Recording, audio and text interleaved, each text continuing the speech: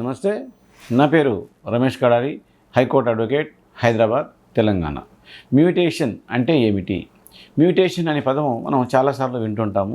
Revenue రికార్డులో mutation అనే పదము రెగ్యులర్గా మనకు వినిపిస్తుంది. మ్యూటేషన్ అంటే ఎప్పుడైనా కానీ కొత్తగా మనం భూములు కొనుగోలు చేసినప్పుడు భూ రికార్డులలో మన పేరును నమోదు చేయడాన్ని మ్యూటేషన్ అంటారు. అంటే మనం భూమి కొనుగోలు చేసిన తర్వాత కంపల్సరీ 1Bలో ఆర్ఓఆర్లో మన యొక్క పేర్లు ఎంట్రీ చేయాలి.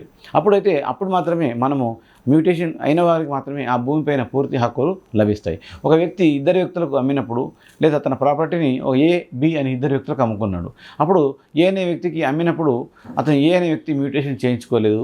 బి అనే వ్యక్తికి అమ్మినప్పుడు బి కొనుగోలు చేయడంతో పాటు సేల్ డీడ్తో పాటు అతను మ్యూటేషన్ చేసుకున్నాడు. మ్యూటేషన్ చేసుకున్నాడంటే రెవెన్యూ రికార్డులలో అన్ని రికార్డులలో తన యొక్క పేరును నమోదు చేసుకున్నాడు అని అర్థం.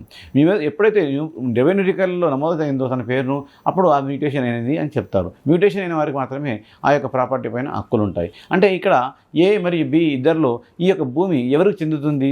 ఇద్దరు వ్యక్తులు కూడా కొనుగోలు చేశారు కదా, ఇద్దరి దగ్గర కూడా సేల్ డీడ్ ఉంది కదా అన్నప్పుడు మాత్రం మ్యూటేషన్ ఎవరైతే చేసుకున్నారో వారికి మాత్రమే పూర్తి హక్కులు వచ్చే అవకాశం ఉంటుంది. సో కాబట్టి మ్యూటేషన్ని మనం నెగ్లెక్ట్ చేయకుండా మన ఆస్తిని ఎప్పుడైతే కొనుగోలు చేసినామో కంపల్సరీ మనము మ్యూటేషన్ చేయించుకోవడం కూడా మన బాధ్యతగానే భావించుకొని రెవెన్యూ రికార్డులలో మ్యూటేషన్ అయ్యిందా అని అయ్యే వరకు, సో ఆర్ఓఆర్లో కానీ 1Bలో కానీ పానీ నకల్లో కానీ మన పేరు ఎంట్రీ అయ్యే వరకు మనము తప్పకుండా దాన్ని ఫాలో అవుతూ మనం చూసుకోవాలి.